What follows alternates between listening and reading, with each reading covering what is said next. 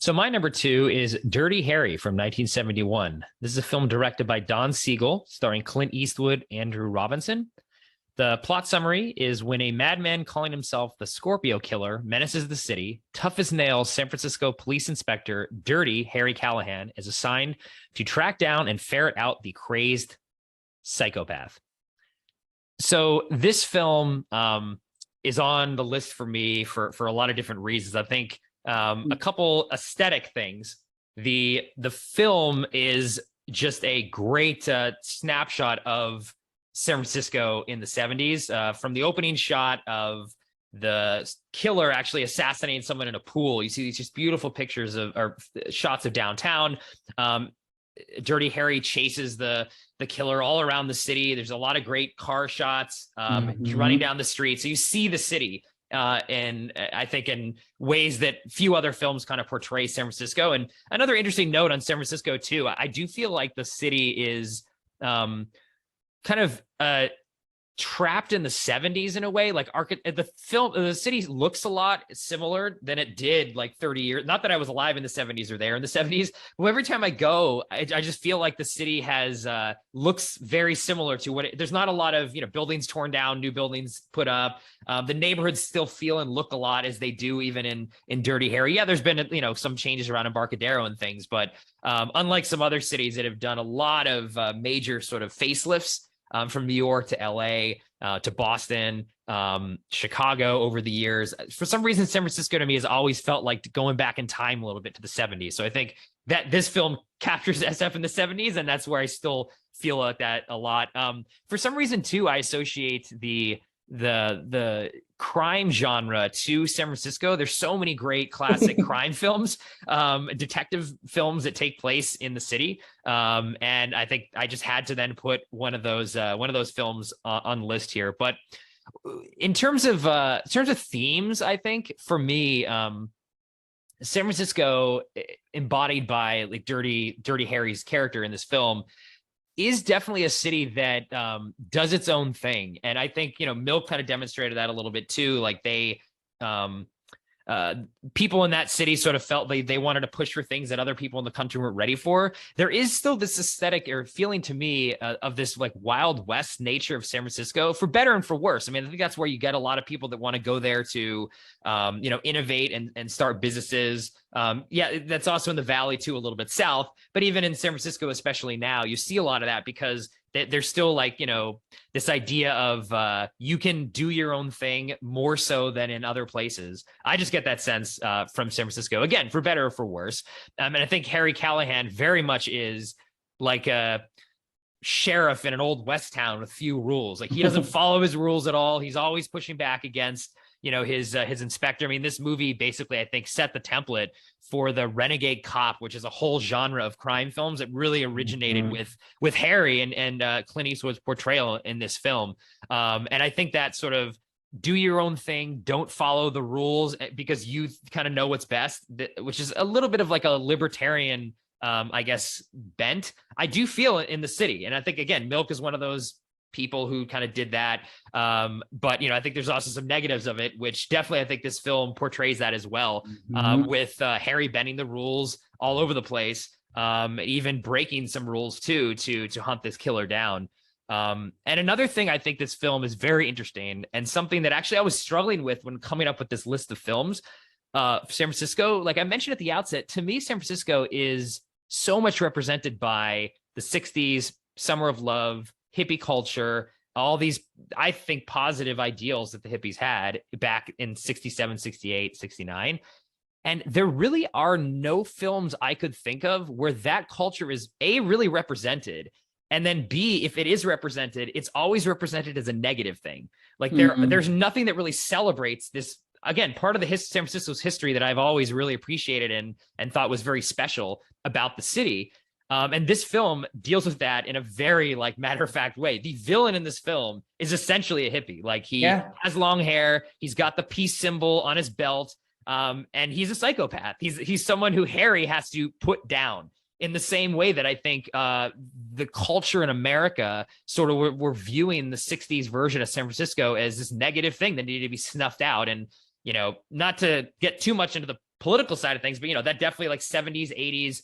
Ever since then, I think that we've culturally looked back on those moments as either something silly, like, oh, that was fun, we did that, but we were young and naive, or, oh, we did that and we have to actually stop that. That was a bad thing. We have to punish it. And what this movie does is definitely says, no, like we're punishing this 60s version of San Francisco because it went too far. And now like Harry is the hero and representing what I think there was reactionary pushback to a lot of the things that went on in the 60s that, again, I happen to always respected. And I was struggling to like, okay, what is the film then that represents the hippie culture in San Francisco at the Haight-Ashbury heyday? And there really wasn't any. And this was one that showed that, but in a way where the film presented as a negative light, which again, I think a lot of people, or culturally at least, that's how we view this as. And so I'm not condoning it. Like, I think this actually is an interesting point that I always bring up to people too when I'm discussing films, is that a film can have a politics that you don't agree with, but if the film is great, you can still love the film. I mean, this is one of my favorite films. I love the franchise. I love Carrie Callahan is one of my favorite on-screen characters in any movie. But no, would I vote for him for president? Do I agree with the political message of the film? No, I don't. But that doesn't stop me from liking the film. There's plenty of films that I'm like, oh, I love the message of this movie, but it sucks. I don't like the film. So I think this is just a reminder of that too out there, that you could definitely can grow to like films. And look, I think too, beyond that, there's the unsettling nature of the ending. Much actually like we were just talking about with Last Black Man in San Francisco, that ending is ambiguous. You don't really know what that character is going to be doing now. Does he find his home? And in this film, yes, Harry gets the bad guy in his own way and actually kills him, but he throws his police badge into the river at the end because he hates the system that he works for too. They're both his enemy, and you don't really know at the end of the film, like, yeah, he won, but did he really win? He seems miserable. He's not happy that he finally got this killer. And that feeling of unsettledness and ambiguity is something I associate with that city. Like, it's still always trying to figure itself out. Now, I don't see this in a negative way, but it's not like an easy city to immediately like Gronk and get, oh, I get San Francisco, I can get it. No, there's consistent layers you peel back, and there's more things, even in the short time that I lived there in 3 months. I mean, I was open to a lot of parts of the city and feelings and vibes that I was not expecting. And I think that the ending of this film, much like the last film that you put on your list, I think really touched on that ambiguity. And look, beyond that, I like I said, I do really just love this film. I mean, Clint Eastwood is one of my favorite actors of all time, and this just on-screen persona here. I mean, you can't get anything cooler than the swagger of him coming out of that diner, still eating the hot dog.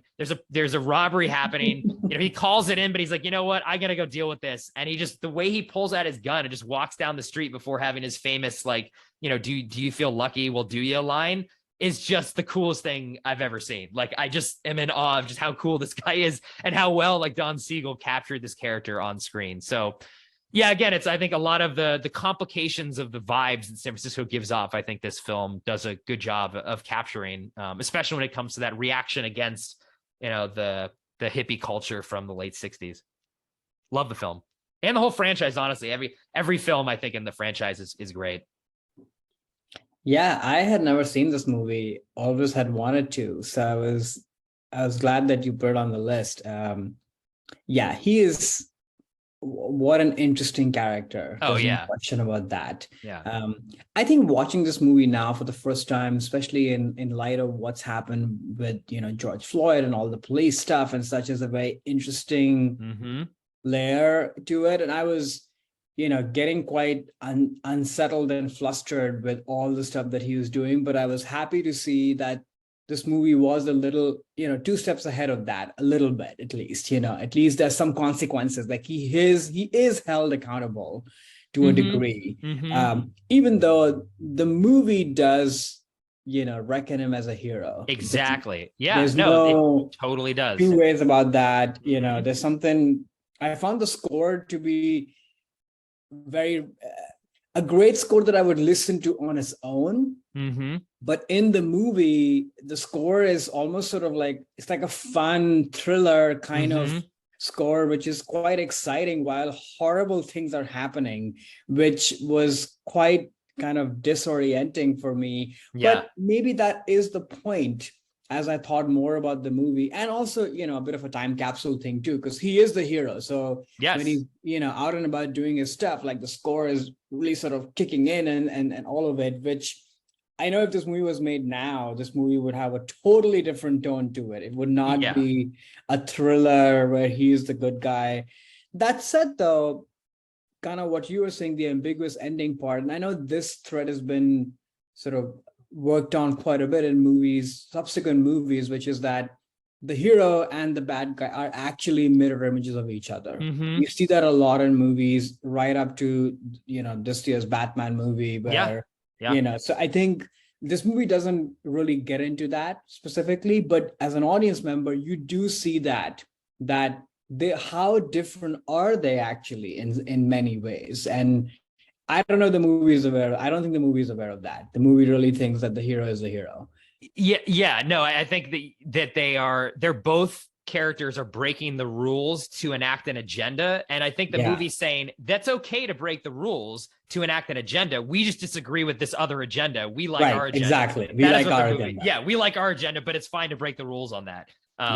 So, but yeah, I agree. I don't think the movie is really aware of that, but it's more about rule breaking and saying it's okay to break the rules as long as the agenda is something we want, Yeah, I totally agree. I will say though, like, yeah, you see a lot of San Francisco, the shots are amazing and such.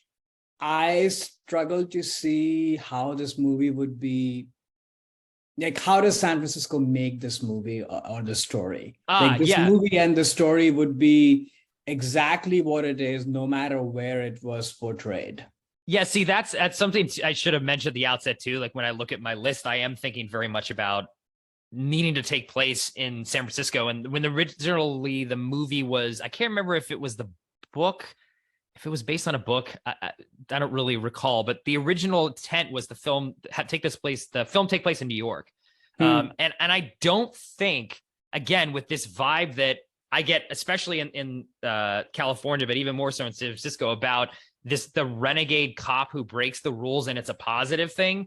I just feel like that in New York would have turned out to be like Serpico, right? As a cop film in New York about the cops breaking the rules of the bad guys, and Serpico is the do-gooder who's trying to bring them down. Something about the setting in making this in San Francisco, and then you couple that with the hippie villain thing, that would not have worked in the same way if it was in any other place, because it is trying to comment on, we're literally like killing the hippie movement in the place that it was highly associated with it. So I actually think that those thematic and then also aesthetic reasons where you really couldn't do, Harry wouldn't take place in anywhere other than, they actually never brought him anywhere else. I mean, in one of the movies, he goes to Carmel, like south of SF. But it's not like, oh, now Harry's in LA and what is he doing now? Like kind of they did with Die Hard. They, moved John McClane around to different places. I think Harry, you just need to put in SF, but that's at least my take on it. I think that makes a lot of sense. I think that the hippie part, especially, and maybe to a degree, the renegade part as well. I just think that a renegade person in the city here would probably stand for something else. No, fair. And not what Harry stands for. That's the part that is a little bit of a dissonance there. But regardless, a very good, very nicely made film, quite brutal actually. I was not expecting this movie to be as sort of hard hitting in its